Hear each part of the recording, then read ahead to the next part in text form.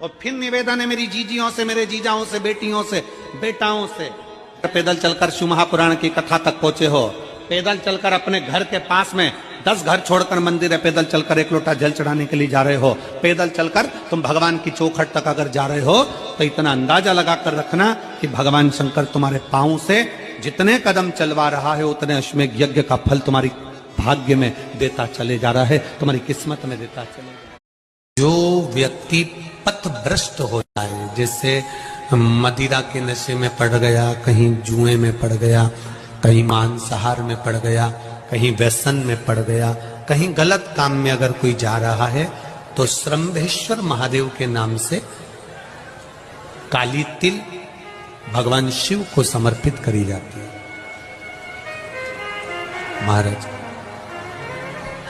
काली तिल को वापस उठाकर ले आते हैं, उसी काली तिल को जो मदिरा का नशा करने वाला होता है या जो गलत व्यसन में डूबा हुआ होता है, उसको वो सुबह के समय अगर नहीं खाता तो भोजन के साथ उसको दिया जाए।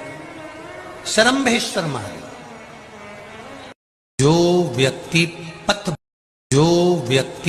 पथभ्रष्ट हो जाए, जैसे मदिरा के नशे में पड़ गया, कहीं जुए में पड़ गया, कहीं मांसाहार में। पिता का दरवाजा और परमात्मा का दरवाजा एक ऐसा होता है जहाँ कुछ नहीं भी मिले ना, वहाँ दिल खोलकर बोल देना चाहिए कि मेरे जीवन का ये दुख है कटे। पिता का दरवाजा और परमात्मा का दरवाजा एक ऐसा होता है जहाँ कुछ नहीं भी मिले ना, वहाँ दिल खोलकर बोल देना चाहिए कि मेरे जीवन का ये दुख है कटे। पिता का दरवाजा और परमात्मा का दरवाजा एक ऐसा होता है जहाँ कुछ नहीं भी मिले ना, वहाँ दिल खोलकर बोल देना चाहिए कि मेरे जीवन का ये दुख है कटे। पिता का दरवाजा और परमात्मा का दरवाजा एक ऐसा होता है जहाँ कुछ नहीं भी मिले ना, वहाँ दिल खोलकर बोल देना चाहिए कि मेरे जीवन का ये दुख। बड़े बड़े उपासक बन गया, किस लिए? कि हम जन्म और मरण के प्रपंच से छूट जाएं।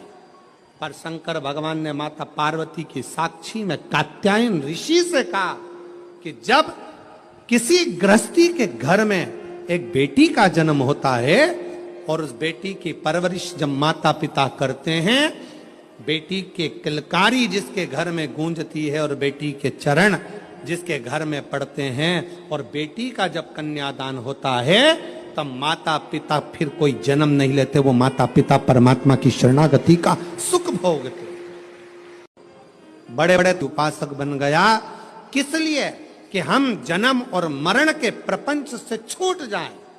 पर शंकर भगवान ने माता पार्वती की स्मरण किया होगा कि शिव महापुराण में पहले वर्णन करा है कि शंकर जी पे चढ़ा हुआ जल लाकर अपने दरवाजे की चौखट पर छींटो। सुना था ना कि अपने दरवाजे की चौखट पर छींटो, अपने दरवाजे के अंतर्गत छींटो।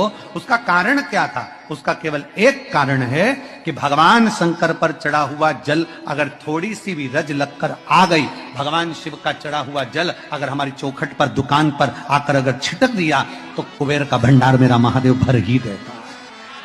स्मरण किया होगा कि शिव महापुराण में पहले वर्णन करा है कि शंकर जी पे चढ़ा हुआ जल लाकर अपने दरवाजे की चौखट पर छींटो। सुना था ना कि अपने दरवाजे की चौखट पर छींटो, अपने दरवाजे के अंतर्गत छींटो।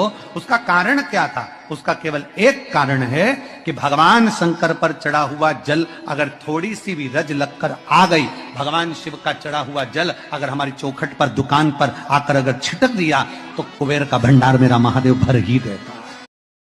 इसलिए शिव महापुराण की कथा कहती है, यदि राहु है, केतु है, शनि है, मंगल है, बुध है, शुक्र है, शनि है, आपको कोई भी ग्रह परेशान कर रहा है, आपके जीवन में कोई ग्रह अगर अनिष्टकारी है, आपके जीवन में अगर कोई ग्रह अनिष्टता प्रदान कर रहा है, तो निवेदन है शंकर के मंदिर में जो कलश लेकर आप जाएं, जल लेकर जाएं, उस कलश में मात्र अक्षत के 2 दाने डालकर ले जाएं।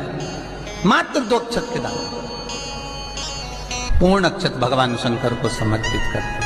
और बाबा भोलेनाथ को जब हम जल समर्पित करें, तो राहु, केतु, मंगल, शनि, शुक्र, बृहस्पति जितने ग्रह हैं सब अनुकूल